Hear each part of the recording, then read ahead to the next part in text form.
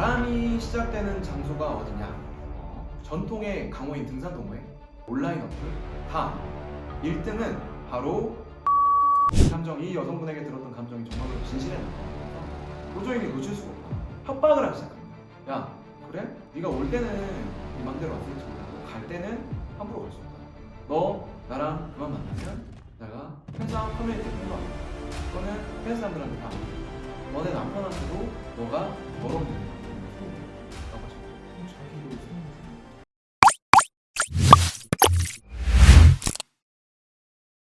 예전 부모님 시대 때는 그 한 사람을 만나서 한 사람을 사랑하고 자식들 낳고 평생을 바치는 게 이제 당연시 되던 시대였잖아요. 근데 요즘에는 젊을 때부터 여러 사람을 만나는 게 트렌드란 말이죠. 그렇다 보니까 예전보다 사람을 만나는 루트가 굉장히 다양해졌어요. 특히나 그 중에서도 우리가 결혼하고 나서는 뭐 모임이라든지 이런 거 좀 줄일 수 있어요. 하나는 줄일 수가 없습니다. 결혼을 하더라도 꼭 가야 되는 곳 어디죠? 직장. 회사는 다녀야 될 거 아닙니까? 그래서 와이프들이나 남편들도 회사에서 일어난 일에 대해서 터치할 수가 없거든요. 그렇다 보니까 이게 아무래도 직장에서 불륜, 바람이 제일 많이 일어난다라고 볼 수 있을 것 같은데요. 여러 가지 종류의 회사들이 있지만 특히나 이제 코로나로 직격탄을 맞은 회사들이 있잖아요. 뭐 여행업이라든지 뭐 항공업이라든지 이런 회사들은 코로나 때 아무래도 일이 좀 없단 말이죠. 일이 없고 하다 보니까 재택근무도 많이 하십니다. 만약에 출근을 하더라도 교대로 출근을 하시는 경우가 많았어요. 우리 의뢰인도 비슷한 케이스인데요. 코로나 때 이제 회사가 직격탄을 맞으면서 직업이 없어지게 된 거예요. 그러다 보니까 이 의뢰인분이 사무직에서 외근직으로 이동을 하게 됩니다. 그래서 외근직은 3교대를 하셨어요. 3교대를 하는데 심지어 코로나다 보니까 재택근무도 있고 출장도 있고 이런 부서로 가시게 된 겁니다. 특히나 그 부서는 우리 의뢰인 빼고는 원래 다 남자로만 이루어진 부서였거든요. 원하든 원치 않든 거기서 굉장히 주목을 받게 되시는 거예요. 거기서 어떤 유부남 상사가 있으셨어요. 처음에는 본의 아니게 이제 같이 출장도 다니시고 끝나고 밥도 먹고 뭐 그때는 또 단축 근무가 많았잖아요. 그러니까 보니까 이분들이 오전에 근무하시고 오후에 빨리 들어가라고 이제 회사에서 하신 거예요. 사실 또 나왔는데 집에 들어가기 애매하잖아요. 그러니까 이제 점심 때 점심 회식 같은 것도 하시더라고요. 이분들이. 물론 뭐 여러 명 모일 수는 없었지만 뭐 두 분이서 드시고 이렇게 했겠죠. 그러면서 이제 유부남 직원하고 눈이 맞게 되신 겁니다. 자, 근데 우리 의뢰인 여성분은 원래 만나던 남자친구가 있었어요. 그분하고 바람을 피시면서도 이 남자친구와의 관계는 계속 또 잘 이어졌고 그러다가 이제 결국 결혼을 하시게 됐어요. 결혼을 할 때는 물론 메리지 블루가 오시는 분들도 있지만 그래도 내가 새로운 출발을 하시는 거기 때문에 특히나 이분이 유부남이잖아요. 이분하고 미래를 꿈꿀 수는 없잖아요. 그렇기 때문에 정리해야겠다라고 말씀을 드렸습니다. 그래서 오빠 우리 이제 그동안 잘 즐겼는데 오빠도 가정으로 돌아가고 나도 결혼을 해야 되니까 이제 우리 그만 만나 라고 했죠. 근데 이 관계에서 뭐 이득이라는 말이 참 그렇습니다만 누가 더 이 관계를 끝내고 싶지 않을까요? 누구나? 그럼요. 그러니까 이 여성분은 이제 새로운 출발도 하시고 이 남성분은 미혼 여성이 자기랑 만나주니 얼마나 좋으셨겠어요. 그러다 보니까 이 남성분은 관계를 끝내고 싶지 않았던 거죠. 그래서 이 여성분이 결혼하는 거에 대해서 탐탁지 않아 있습니다. 안 된다. 야, 결혼해도 어차피 나도 결혼했지 않냐. 우리 그냥 직장에서 지금처럼 그냥 몰래 만나면 아무도 모른다 라고 하신 거죠. 근데 이 여성분은 그럴 수 없었어요. 한 2년 정도는 만나셨던 것 같아요. 만난 기간 동안 무섭기도 하고 회사 사람들 눈치도 보이고 무엇보다 이제 결혼하실 남편, 새 남편한테 정말 죄송했을 거 아니에요. 그러니까 도저히 안 되겠어 오빠. 그냥 그동안 우리 추억으로 묻고 이제 그만 만나자라고 했습니다. 그런데 이 남성분이 이 감정, 이 여성분에게 들었던 감정이 정말로 진실했나 봐요. 그래서 도저히 놓칠 수가 없다. 협박을 하기 시작합니다.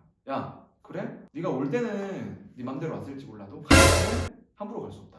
너 나랑 그만 만나면 내가 회사 커뮤니티에 폭로하겠다. 또는 회사 사람들한테 다 알리겠다. 너네 남편한테도 너가 더러운 년이라고 내가 소문내겠다 라고 하신 거죠. 그럼 자기도 손해잖아요. 그러니까 안 보이는 거야. 자기가 지금 잃을 건 보이지 않고요. 그냥 여성분을 잡아놓을 생각만 하시는 거죠. 보통 일반적으로 여성분들이 더 이렇게 좀 입장이 안 좋으신 경우가 많거든요. 사회적으로 좀 그렇잖아요. 그래서 여성분은 그걸 알려지는 것도 싫고 특히나 이제 신혼을 준비하시고 계시는데 남편한테 알려진다 그러면은 누가 봐도 결혼이 무산될 가능성이 높잖아요. 그렇기 때문에 몇 번은 좀 들어줘요. 알겠어. 좀 데이트하자. 로 만나주시고 뭐 당연히 뭐 성관계 같은 것도 있으셨겠죠. 이제 그러다 보니까 여성분도 지치는 거예요. 그래서 이제 어느 순간부터는 좀 무시를 하기 시작했습니다. 근데 그러면 그럴수록 남자분은 좀 더 집요하게 요구를 하시는 거죠. 심지어는 이 남자분이 결혼식 전날에 여성분을 불러내서 내일 결혼하니까 오늘 나랑 같이 있다 가라. 뭐 이런 무리한 요구까지 하는 거예요. 아니 내일 결혼식인데 신부가 어떻게 같이 있겠어요. 너무 심한 거죠. 그래서 여성분이 이제 뭐 다 연락도 차단하고 그렇게 됐습니다. 그러니까 이제 결혼을 하고 이 남성분이 참다가 폭로를 해버렸어요. 이 남편한테 너 와이프는 나랑 이렇게 회사에서 놀던 여자다. 너가 알았으면 좋겠다. 라는 것부터 시작해서 회사 커뮤니티에도 올리게 됐고요. 주변 사람들한테도 다 소문을 냈습니다. 근데 우리 남편이죠. 이 여성분의 남편이 너무너무 착해요. 노발대발은 했죠. 노발대발은 했지만 사실은 엄밀히 따지면 결혼식 이후에는 그 남자분의 관계를 정리하려고 하셨잖아요. 그리고 성관계도 없었습니다. 어찌됐든 결혼식 이전에 있었던 일에 대해서는 자기가 용서를 하겠다라고 생각을 하셨고요. 사실 엄밀히 보면 더 나쁜 분은 이 유부남, 이 상간남 분이겠죠. 그렇기 때문에 모든 이 어떤 책임을 그 상간남에게 대해서 넘기자, 상간남을 고소하자, 소장을 날리자 이런 식으로 정리가 됐습니다. 그래서 남편이 이제 아내분을 용서하고요. 대신 이제 평생 속죄하는 마음으로 사셨겠죠. 이 남성분에 대해서 상간 소송도 보내셨고요. 왜냐하면 결혼하기 몇 달 전부터 이 아내분하고 결혼하신 남성분하고는 약간 동거식으로 지내셨어요. 그래서 이제 사실혼 관계로 볼 수도 있고 뭐 민사소송도 하시고 더 문제가 되는 것들이 이 남성분이 이 여성분에게 일종의 협박 같은 걸 하셨잖아요. 나랑 계속 관계를 유지해라. 여성분의 주변 사람들한테 여러 가지 이 여성분에 대한 뭐 성적인 얘기라든지 이런 것들도 보냈었습니다. 그래서 성범죄, 통신매체 이용 음란이라든지 뭐 또는 정보통신망법상 명예훼손 이런 것들로 여러 가지 죄를 좀 물었습니다. 결국 처벌이 되셨어요. 이 아내분은 굉장히 힘들어했죠. 남편한테 굉장히 미안해하시고요. 이 남성분은 처벌이 되시더라도 자기는 이 여자와 사랑을 하겠다. 다시 나한테 돌아와라. 뭐 이렇게까지 아주 극렬한 사랑을 하셨습니다. 사랑이라고 좀 표현하는 것도 그런데 제가 다른 데서 이런 거 사랑이라고 표현했다가 굉장히 몰매를 맞았거든요. 왜곡된 사랑이라고 표현을 하겠습니다. 그래서 여러 가지 그런 제목들로 저희가 고소를 해서 궁극적으로 이분은 벌금형 다 받으셨고요. 어찌저찌 해서 이분도 이제 정신을 차리시고 회사에서도 소문이 나서 감사팀의 제재도 받으시고 결국 이제 각자의 삶을 잘 찾아가신 사례라고 볼 수 있는데요. 바람도 함부로 피면 안 된다라는 교훈을 좀 얻을 수 있고 특히나 직장 내에서는 이런 일들이 좀 비일비재하다. 직장 내에서 불륜을 하고 계시는 분들은 어떤 좀 특징들이 있을까요? 그 직장 불륜 굉장히 많습니다. 굉장히 많고요. 제가 이제 직장 내 불륜들을 조금 이렇게 상담을 해보면서 느낀 건데 보통 이 직장 내 불륜 상대 있잖아요. 뭐 남편이라고 해볼게요. 남편이 불륜을 저지르는 상대를 아내분이 원래 아는 사람일까요? 모르는 사람일까요? 근데 보통 다 아는 사람이에요. 그러니까 이런 거야. 보통은 그 아내분도 몇 번 좀 본 적이 있는 직장 내 같은 팀원 또는 진짜 친한 직장 후배 이런 분들이 많아요. 같은 팀에 있는 남자 여자 후배 선후배들과 또는 동기들 이런 분들하고 매일 끝나고 밥도 먹고 저녁에 끝나고 회식도 하고 맨날 일 때문에 부딪히고 하기 때문에 자주 보는 분들이 부정행위의 대상이 될 가능성이 좀 높다. 그래서 저희가 직장 내 불륜 분들은 나중에 잡고 나서 보면은 아내분들 그리고 남편분들도 그 사람이었어? 이름 많이 들어봤던 사람이네. 우리 그 남편 바로 직장 후배잖아. 직장 직원이니까 같이 밥 먹고 이러실 수 있잖아요. 근데 조금 그거보다는 좀 친해 보인다. 조금 의심을 해보실 필요가 있어요. 물론 아까도 말씀드렸지만 대다수 99%의 남편분들, 아내분들은 정상적인 정말 뭐 사적으로 엮이고 싶지도 않은 상사랑 그런 직장생활을 하실 겁니다. 다만 우리 의심이 된다면은 가장 가까운 직원분들하고 의심을 한번 해보실 필요는 있다. 이렇게 정리를 해드리고 싶네요. 그러면 아까 이 사건의 경우에는 헤어지자고 했는데도